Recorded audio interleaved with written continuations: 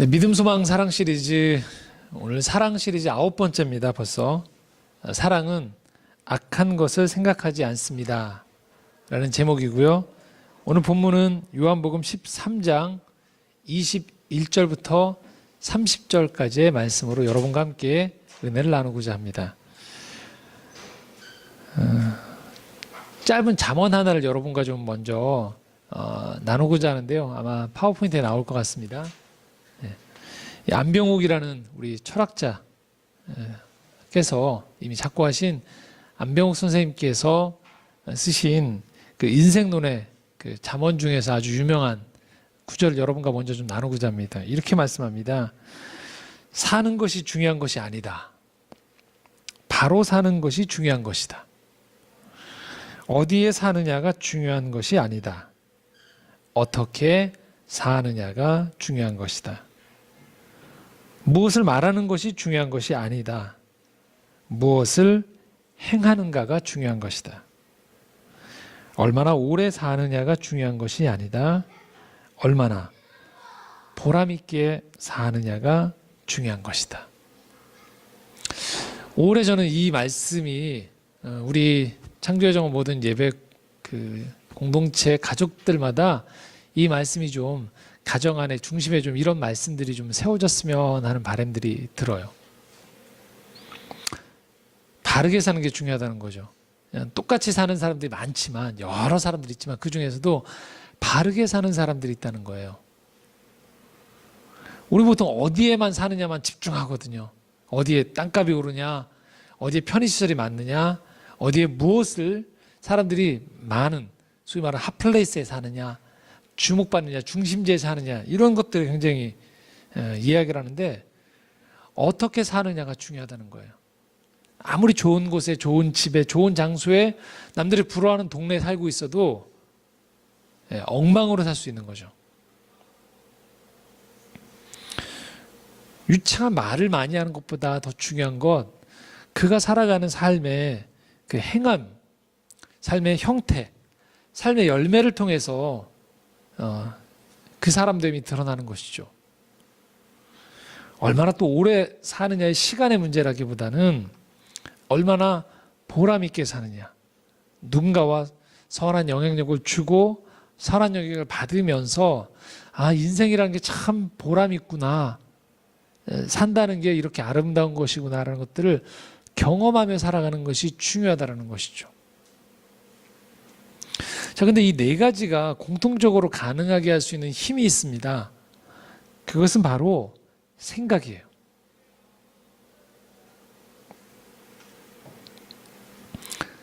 이런 것들을 지향하는 생각이 그 사람 안에 있지 않으면 모든 사람들이 주변에서 이야기하는 대로 휩쓸려 가요. 자, 역설적이지만 지금 나와 있었던 이 잠언에 이 앞에 해당되어졌던 내용들은 사실 인생을 살아가는 지금 이 시대의 우리들 모두가 주변 사람들이 가장 관심을 갖고 있는 영역들이에요. 그렇지 않나요? 네.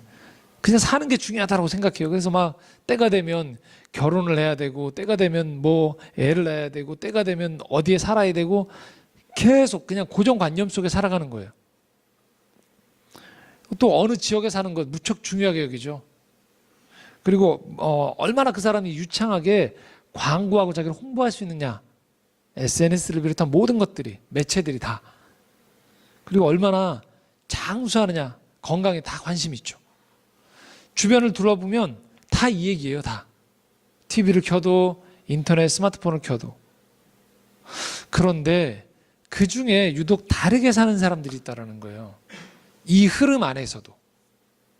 그게 뭘까요? 그 사람이 어떤 생각을 하느냐를 가지고 살아가느냐에 따라서 이 방향이 달라지거든요. 삶의 형태가 달라지거든요. 그 사람이 만나는 사람들이 달라지거든요. 다 어디에서 기인할까요? 그 사람이 어떤 생각을 하느냐에 따라다라는 거죠. 제가 오늘 아침에도 오면서 기독교 방송을 좀 들었는데 듣는 가운데에서 한 단체의 대표가 나와서 과감한 시도를 하고 있더라고요. 꽃다운 친구들이라는 그 단체를 만들어서 하고 있는데 제가 들으면서 정말 도전적인데 쉽지 않은데 저런 시도를 하다니. 꽃다운 친구들. 중학교 졸업하고요, 고등학교 넘어가기 전에 한 해를 쉬는 그 모임인 거예요. 여러분, 이게 요즘 이 흐름에서 가당키는 한 일입니까? 안 되죠. 근데 부모로서 아이들이 자기 삶에서 주도적으로 한 텀을 쉬면서, 그러니까 방학이라고 표현하시더라고요. 방학을 가지면서 한 10명 정도의 아이들, 12명 정도의 아이들이 이렇게 모집해서 벌써 4년 됐다고 하더라고요. 물론 기독교적인 마인드를 가지고 하는 거죠. 그 아이들이 쉬고 여행하고 놀고 자기 삶에 이 정리를 해볼 수 있는 기간을 준다는 거예요. 쉽지 않죠. 근데 이 대표께서 어떤 방송을 우연히 보시다가 다른 나라에서 이렇게 하는 것들을 보면서 이런 삶이 있는가? 너무 부럽더래요. 거꾸로 부모가 아이를 설득을 했대요. 2년 동안.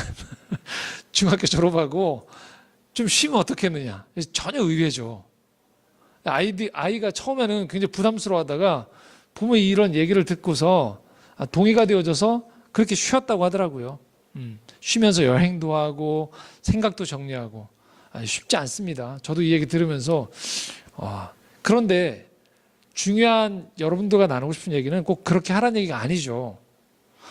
어떤 생각을 본인이 가지느냐에 따라서 남들이 다 한 해라도 더 빨리 더 높이 올라가는데 혈안이 되어 있는 세상 속에서 기준을 갖는 거예요. 다르게 사는 어떤 패턴을 정하는 거죠. 그러면 그렇게 1년을 아이들과 쉬고 나면 아이들을 향한 마음이 여유로워진다고 하더라고요. 전에는 무척 쫓기던 부모들이 본인도 그 경험을 자녀들과 했고 1년 동안 이 아이들과 이렇게 지내고 나면 부모 스스로가 자녀를 바라보는 눈이 여유로움들이 생기게 되어진다고 하더라고요. 아이들 16살, 17살 가장 예민할 때 그 아이들이 스스로 생각하면서 자신의 인생의 진로를 결정할 수 있는 계기를 제공한다는 거죠. 지금 제가 그 프로그램을 소개한다는 의미에서라기보다는요, 어떤 생각을 하느냐에 따라서 다른 결정을, 기준을 내릴 수 있다는 아주 좋은 예 중에 하나가 아닐까라는 거죠. 근데 우리 주변에는 그렇지 않아요. 우리가 사는 세상은 그냥 흘러가는 대로만 떠밀려가게 되어 있어요. 그래서 현대사회는요, 사람들로 하여금 가면 갈수록 생각하는 힘을 저하시켜요. TV를 켜면 어떻습니까, 여러분? 자막이 다 나오죠. 심지어 좀 예능 프로 같은 경우에는 뭐까지 나오죠? 웃음소리도 같이 나와요. 이 타이밍이 웃는 거라고 가르쳐 주는 거예요. 모든 것들을 다 지적해줘요. 다 하나하나 제공하죠. 점점 뭐가 떨어질까요? 사고하는 능력이 떨어지는 거죠. 학생들의 교과를 보더라도 정보를 주입하고 시험을 잘 치르는 데에만 집중을 하죠. 당연히 그 결과는 대학생이 되어서 이구동성으로 대학 교수님들이 하신 말씀이 대학생들이 글쓰기 능력이 떨어진다는 거죠. 그러면 글을 어떻게 쓰는 걸까요? 글은 다른 게 아니에요. 자기 생각을 정리해서 표현하는 거죠. 안 되는 거죠. 왜요? 배워본 적이 없으니까요. 남을 경쟁해서 이기는 것만 배웠지 뭐가 정답인지를 골라서 칠하는 것만 배웠지 한 번도 내 생각은 이렇습니다에 대한 정리가 안 돼 있는 거예요. 어떤 현상을 보면서도 그래서 남들이 좋다고 하면 우르르 가게 되는 거죠. 지난주에도 보니까 한 유명 커피 전문점이 국내 성수동에 개장을 한 것 같더라고요. 1호점이. 기사 보신 분들 알겠지만 2시간 넘게 줄을 서야지 먹을 수 있게 사람들이 몰려든다고 하더라고요. 그 모인 행태를 제가 비난하는 게 아니고요. 물론 저도 거기 가보고 싶더라고요. 궁금해서. 그런데 그냥 지금 대중문화와 우리가 살아가는 세상에 전반적으로 어떤 현상이냐면요. 생각하지 않아요. 그냥 우르르 사람들이 모이면 저게 좋은가 보다 하고 그냥 따라가게 되는 거죠. 어느 직업이 좋냐? 그냥 경쟁률이 높으면 좋다라고 생각하는 거예요. 무조건 돈을 많이 주면, 크면, 소위 말하는 안정적이면 거기를 들어가는 자기의 생각이 없는 것이죠. 여러분, 신앙에는 예외일까요? 저는 그렇지 않다고 생각해요. 지금 계속 언론에 나와 있는 교회를 바라보았을 때 상식이 안 되는 일들이 많이 벌어져요. 교회끼리 심지어는 이 용역을 동원해서 싸우죠. 교회 분쟁이 일어나면. 거기에 계신 분들이 세상적으로 공부를 안 하신 분들이 아닌 교회 지역이 있어요. 용역을 동원해요. 성경공부를 몇십 년 하신 분들이에요. 말도 안 되는 교회의 재정 비리가 발생해요. 성적인 타락이 일어나요. 여러분 제가 얘기 안 하시더라도 종종 이 자리에서도 제가 구체적인 사안은 얘기 안 하지만 이런 얘기들을 종종 하기 때문에 너무 잘 아시죠. 이렇게 표현하고 싶어요. 억지예요. 목회자인 제가 봐도 억지인 일들이 너무 많이 일어나요. 왜 그럴까요? 좀 따끔한 얘기를 한마디로 하면요, 이거예요. 성경 공부만 해서 그래요.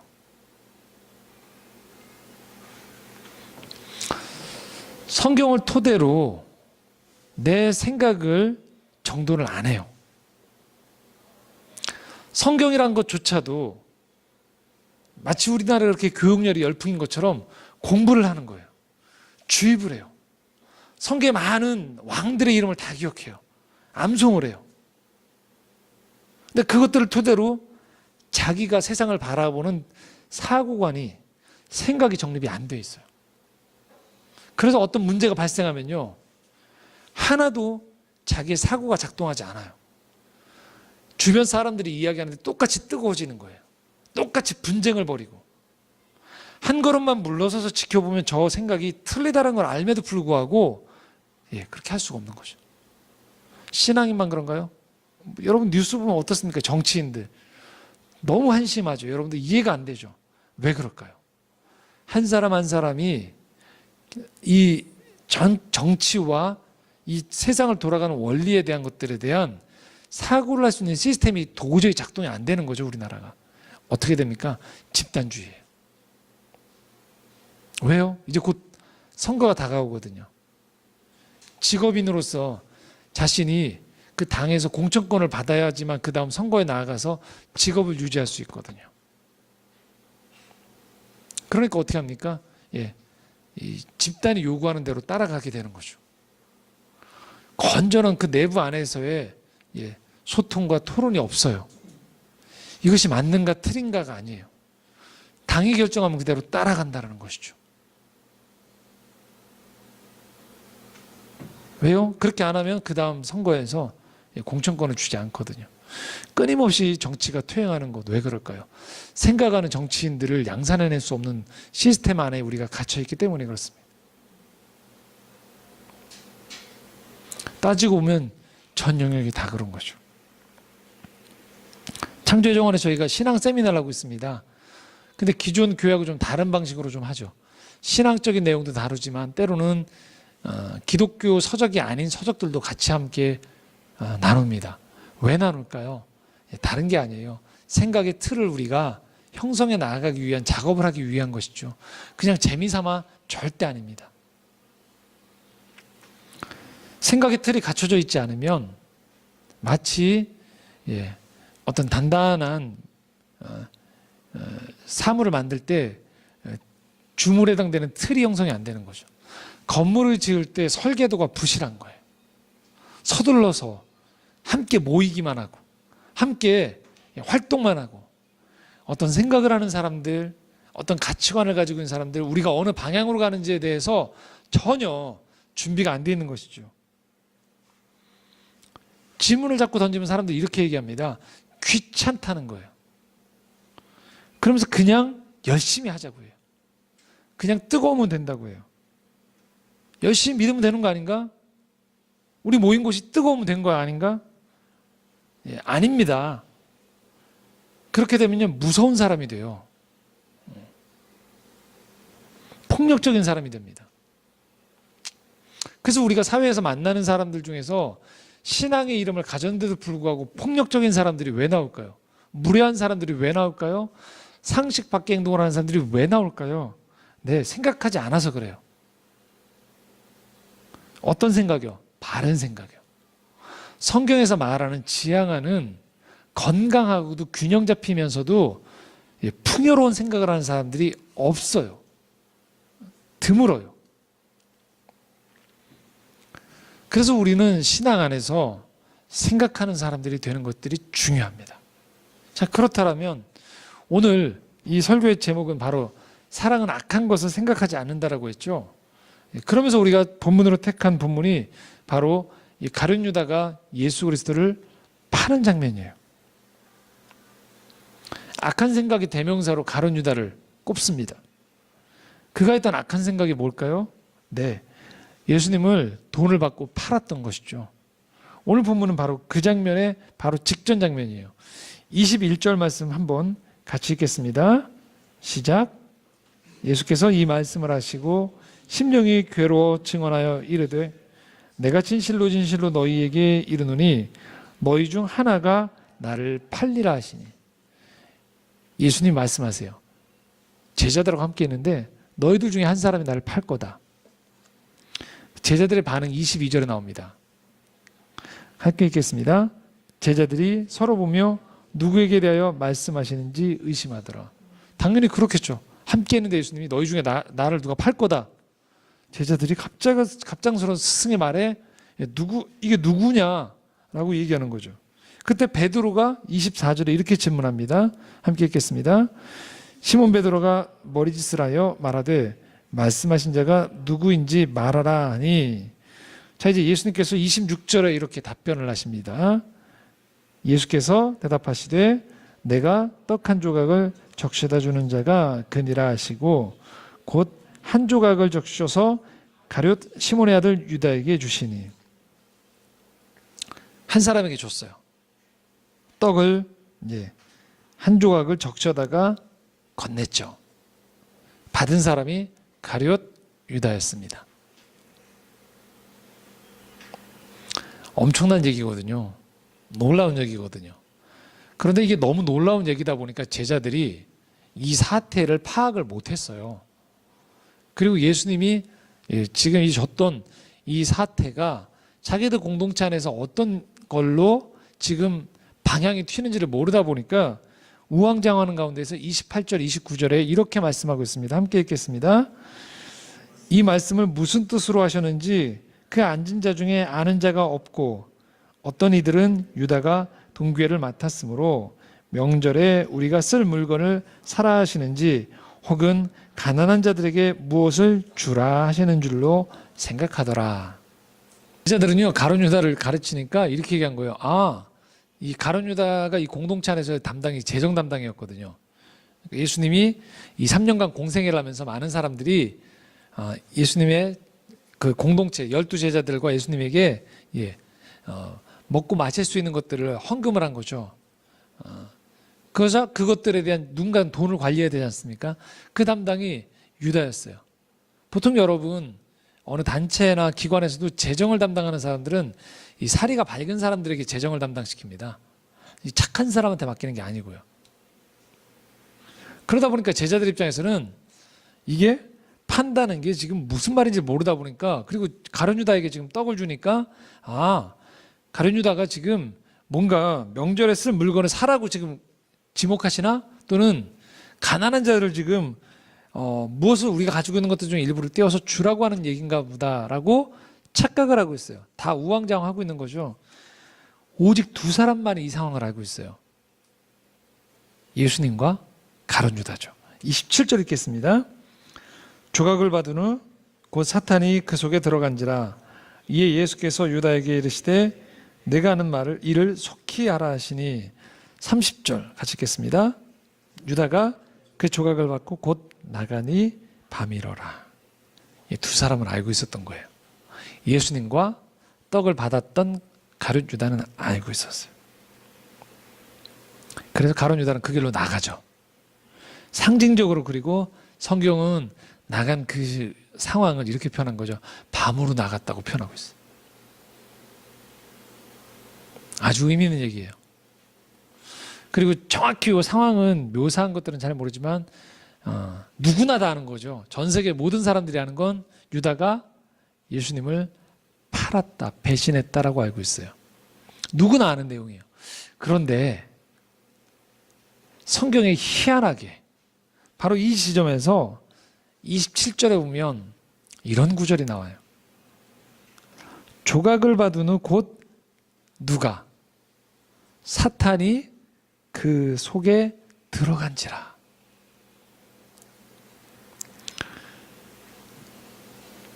가룟 유다가 예수를 팔은 게 맞아요. 그런데 지금 성경이 희한하게 뭐라고 표현하느냐? 사탄이 그 속에 들어갔다라고 표현해요. 자, 그러면 이 지점에서 우리는 성경의 이 구절을 문자 그대로 보게 되면 이런 해석이 가능해지게 됩니다. 가룟 유다 자체가 잘못이 아니에요. 왜요? 지금 가룟 유다가 예수를 팔 생각을 누가 집어넣었다고 해석할 수 있죠? 사탄이에요. 그럼 유다는 희생양 아닙니까? 이 사람 그냥 빈 깡통 같은 존재인데 여기에 지금 사탄이 예수를 팔려는 생각을 집어넣고 그 집어넣은 생각 때문에 지금 끌려다니듯이 지금 유다가 예수를 팔은 것 아닙니까?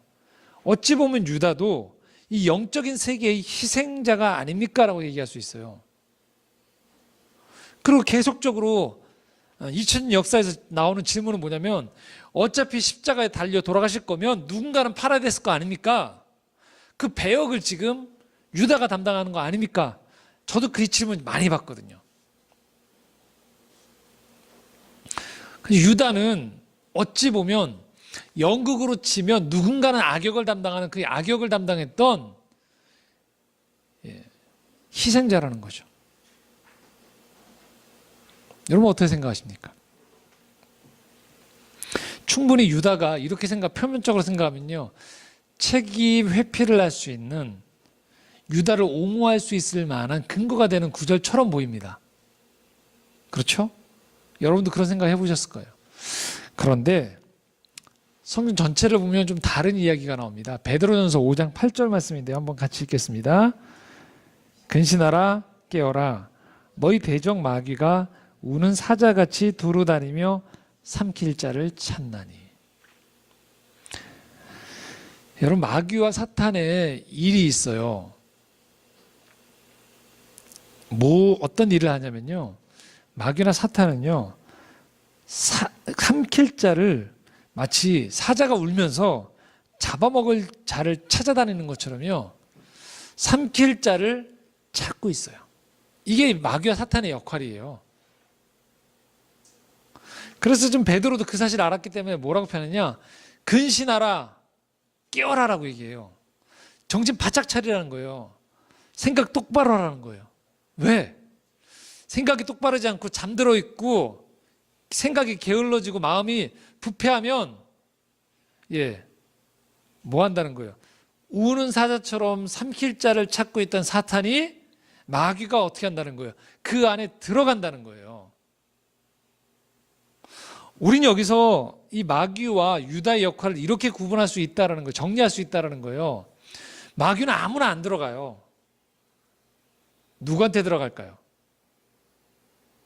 아주 쉽습니다. 들어갈 만한 사람한테 들어가는 거예요. 여러분, 집에 곰팡이가 왜 낄까요?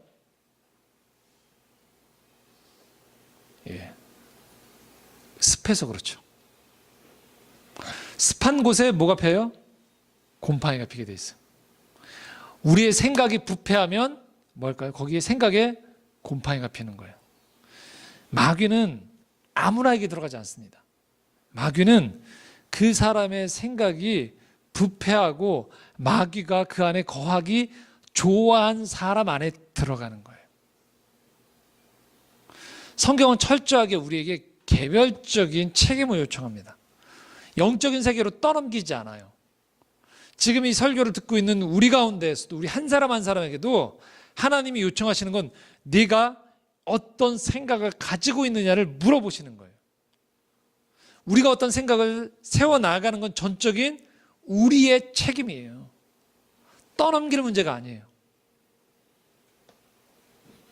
가룟 유다가 예수를 팔았던 것은요, 사단이 그 안에 들어온 것 이전에 그가 사단이 들어올 만한 환경을 그 스스로의 생각 안에서 조성하고 있다는 것을 우리는 잊으면 안 됩니다.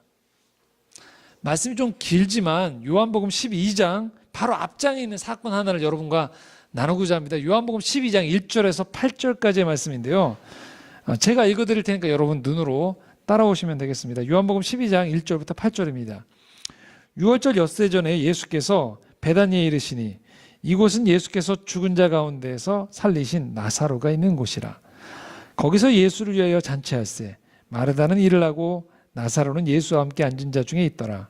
마리아는 지극히 비싼 향유 곧 순전한 나드 한 근을 가져다가 예수의 발에 붓고 자기 머리털로 그의 발을 닦으니 향유 냄새가 집에 가득하더라. 제자 중 하나로서 예수를 잡아줄 가룟 유다가 말하되 이 향유를 어찌하여 300데나리온에 팔아 가난한 자들에게 주지 아니하였느냐 하니 이렇게 말하면 가난한 자들을 생각함이 아니요 그는 도둑이라. 돈괴를 맞고 거기 넣는 것을 훔쳐가미로라. 예수께서 이르시되 그를 가만두어 나의 장래할 날을 위하여 그것을 간직하게 하라. 가난한 자들은 항상 너희와 함께 있거니와 나는 항상 있지 아니하니라 하리라 하시니라. 아멘. 사건 직전에 하나의 사건이 있었던 거예요. 6월절 엿새 전에 예수께서 베다니에 이르렀는데요. 이 사건 바로 앞에 뭐가 있었냐면 죽은 나사로를 예수님이 살려주셨어요. 그리고 나사로의 누이였던 마르다와 마리아가 이제 잔치를 벌이게 된 거예요. 죽은 나사로가 살아났기 때문에. 그런데 이 마르다는 일을 하러 나갔고요. 이 잔치를 위해서. 마리아가 한 가지 예수님을 향한 정성스러운 대접을 해요. 지극히 비싼 향유를 나드 한 근을 가져다가 예수님의 발에 깨트리고 부어드리는 거예요. 그리고 자기 머리털로 그 발을 닦았대요. 그러자 그 집안에 향유 냄새가 진동했다고 표현되어 있어요. 중동 지역 자체가 먼지가 많고 샌들을 신기 때문에 발에 먼지가 많거든요. 집에 가면 발을 씻을 물을 줘요. 그리고 하인들을 시켜서 발을 닦게 해주거든요. 귀한 손님들을. 그리고 나서 특별히 귀한 손님들에게는 이 스스로 손님들 스스로가 이 기름칠을 해서 이게 그 기름을 통해서 발을 잘 닦을 수 있도록 로션 같은 것들처럼 이 향유의 역할들을 드리는 거예요. 그런데 여기 한 가지 의미가 더 더해지는 게 그 당시에 장례가 일어나면 시체가 썩는 냄새가 난단 말이죠. 장사기가 어렵단 말이죠. 그래서 향유를 시체에 뿌렸던 습관이 있어요. 그러니까 이 의미는 중첩적인 사건의 의미가 담겨져 있어요. 중의적인. 하나는 예수님을 그렇게 극진하게 대접하는 귀한 손님이라는 의미가 있는 거고요. 예수님 편에서는 마리아가 자기의 머리털로 이 향유를 깨트려서 닦자 곧 돌아가실 것들에 대한 장례를 마리아가 예비한다는. 마리아는 그걸 염두에 둔 건 아니지만 예수님 편에서 그리고 훗날 돌아보면 이런 영적인 의미가 담겨 있다는 사건이 바로 이 사건이었어요. 그런데 이때 나드 한 근을 다 쏟아부었다고 했는데 이 나드 한 근이 당시의 가격으로 300데나리온이라고 표현하고 있어요. 한 데나리온은 노동자 하루의 임금이에요. 300데나리온이니까 대략 우리가 추산해 보면 어떻게 될까요? 노동자 한 사람이 1년 동안 벌어야 되는 양만큼의 값어치에 해당되어지는 향유를 지금 한 번에 다 깨트려서 예수님 발에 다 부어버린 거예요. 엄청난 거죠 지금. 제자 중에 한 사람이 화를 낸 거죠. 4절에 보면 그래서 제자 중 하나로서 예수를 잡을 가룟 유다가 말하되 뭐라고 화를 냈냐면 이렇게 표현합니다. 향유를 어찌하여 300데나리온을 팔아서 가난한 자들에게 주지 않았느냐라고 화를 내요. 얼핏 보면 이 가룟 유다가 가난한 자들을 향한 마음이 있는 사람처럼 보이는 거예요. 구제 사업에 더 왜 저거를 쓸데없이 예수님께 붓지라고. 그런데 성경은 6절에 이렇게 가룟 유다에 대한 마음을 지적하고 있어요. 가난한 자들을 생각한 게 아니라는 거예요 지금. 가룟 유다를 향해서 뭐라고 표현합니까? 도둑이라. 돈깨를 맞고 거기 넣는 것을 훔쳐가미러라. 재정 담당인데 지금 이 사람이 뭘 하고 있는 거예요? 부정적인 일을 저지르고 있었던 거죠. 도둑이라고 표현하고 있어요. 가룟 유다의 마음 속에 그는 지금 아까운 거예요. 왜요? 저걸 그냥 헌금으로 주지. 그냥 주면 저게 누구의 이득이 될 수 있을까요? 자신에게. 근데 저거를 다 깨트려 버렸으니까 쓸 수 있어요, 없어요? 전혀 못 쓰는 거예요. 그 혜택을 오로지 누구만 받게 되는 거예요. 예수님만 받게 되는 거예요. 너무 싫었던 거예요. 그래서 가룟 유다가 어떤 사람인지 우리는 알 수 있는 거죠. 그는 돈을 사랑했던 사람이었던 거예요. 그는 예수를 따라다니면서 진리에 관심이 있던 사람이 아니었어요. 3년간 예수와 함께 교제를 나눴지만 그 마음 가운데에서는 온전히 예수를 통해서 얻게 되어지는 유익에는 전혀 관심이 없는 가운데에서 그는 예수와 함께 다니면서 얻게 되어지는 재정적인 이득에만 온통 관심이 있었던 것이죠. 그래서 성경은 그를 향해서 도둑이라고 표현하고 있는 거예요.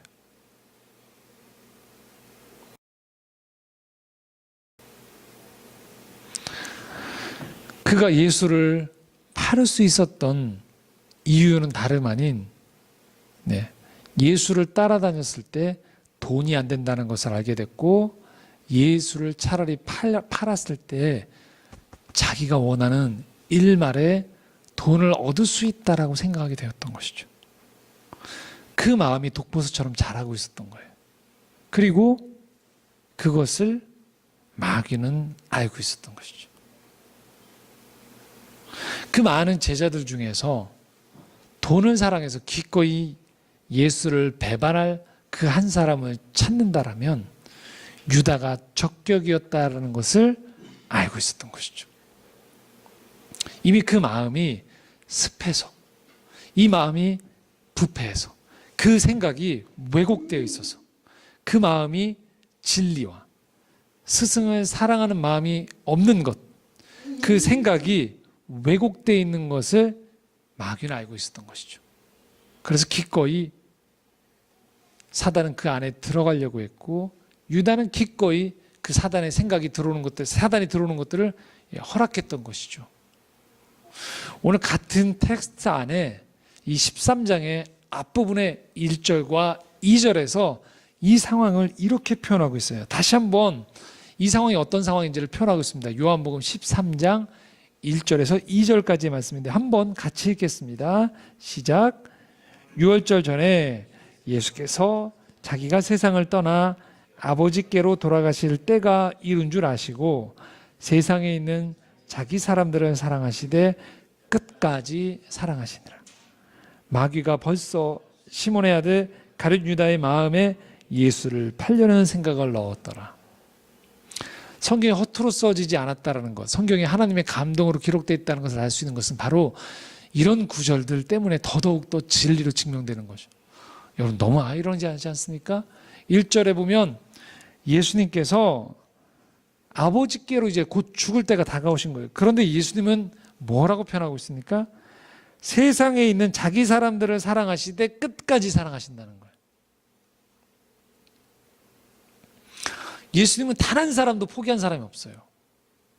예수님의 역할은 뭐냐면 끝까지 사랑하시는 거였어요. 끝까지. 심지어는 자기를 팔자를 지목하는 우리가 오늘 읽었던 이 본문의 내용조차도 사실은 우리가 이해할 수 있는 건 뭐냐면요. 바로 이거예요. 끝까지 유다가 배반하지 않았으면 하는 게 예수님의 마음이었던 거예요. 기회를 끝까지 허락하시는 거예요. 미리 지목해 주시는 거예요. 왜요? 그 생각이 돌아서기를 원하시는 거예요. 그런데 2절에 보면 이렇게 표현된 거예요. 끝까지 사랑하시느라는 이 표현과 바로 잇따라서 마귀가 벌써 시몬 아들 가룟 유다의 마음에 예수를 팔려는 생각을 넣었다는 거예요. 이 넣었다는 건요, 이미 이 돈을 사랑하는 유다의 마음과 사단의 마음이 하나가 되었다는 걸 의미하는 거예요. 이미 돌이킬 수 없다는 거예요. 그의 생각이 고정돼 버렸다는 거예요. 똑같이 3년을 함께 했던 제자들 속에서도 가룟 유다는 마음의 문을 닫았던 거예요. 오로지 자기 생각으로만 몰두해 있었던 거예요. 자기 안위와 자기가 생각하는 대로 예수가 변하길 바랬던 거예요. 자기가 원하는 나라, 하나님 나라가 아닌 내 나라가 이 땅에 세워지길 원했던 거예요. 그 수많은 기적을 보고 수많은 가르침을 경험했어도 그의 생각은 바뀌지 않았어요.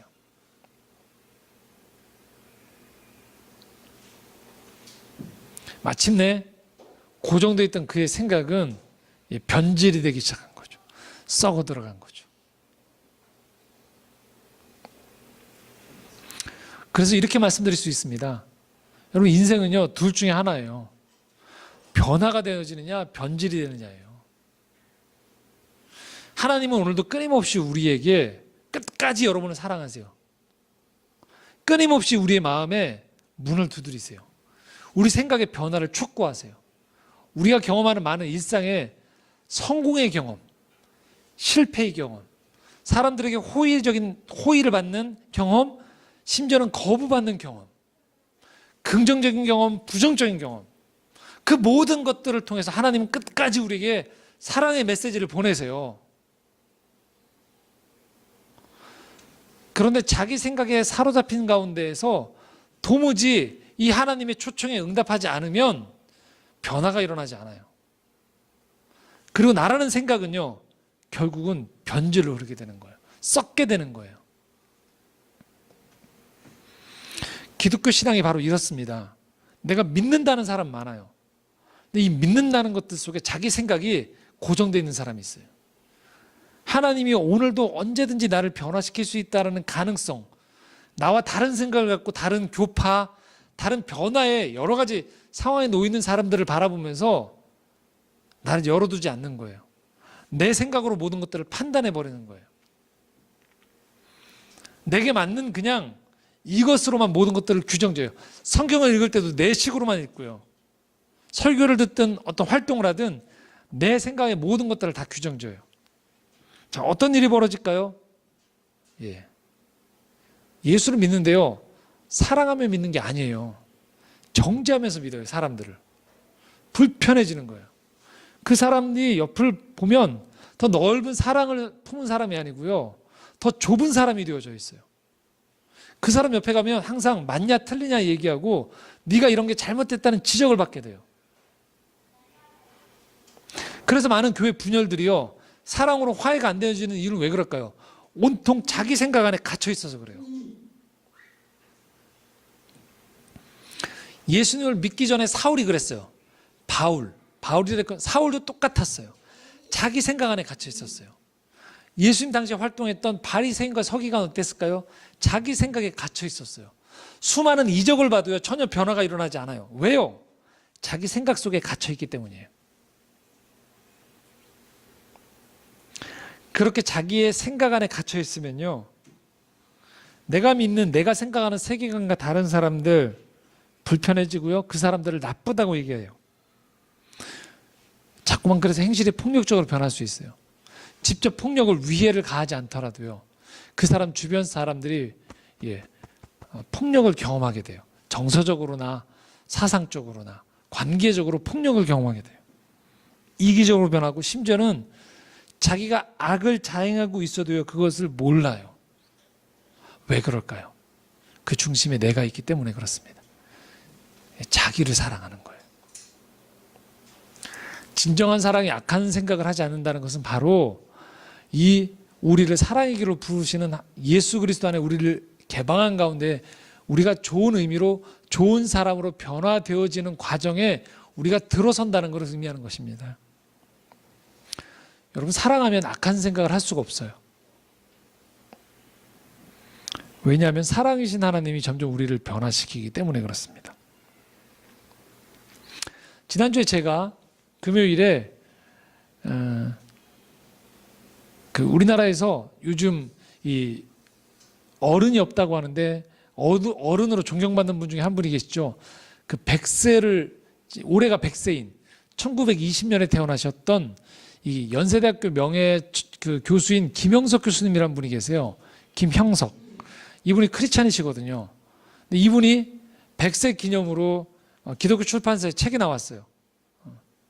그래서 그 출간을 기념하는 북콘서트를 이 대학로에 있는 교회에서 했고, 제가 그 자리에서 이제 사회를 봤거든요. 그날 이 진행을 저희가 맡았었어요. 그래서 그 강연장에서 제가 100세가 되신 이 현자의 지혜들을 듣는 시간들을 제가 경험했었어요.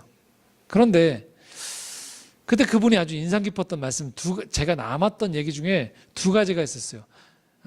하나는 뭐냐면 책 좀 읽으라는 거였어요. 책을 안 읽으면 변화가 안 일어난다는 거예요. 두 번째 기억에 남는 말씀 중에 하나가 뭐였냐면요. 이분의 말씀이 권위가 생기는 이유 중에 하나가 내가 한 100년을 살아보니까 이게 권위가 되더라고요. 그렇죠? 그날 60, 70, 80 있는 어르신들이 정말 많이 오셨어요. 연장자들이. 그분들이 얼마나 이분을 바라보면서 이 존경의 눈으로 바라보는지를 제가 앞에서 느끼겠더라고요. 사를 보면서. 거의 BTS는 저리 가라더라고요. 그 표정들이.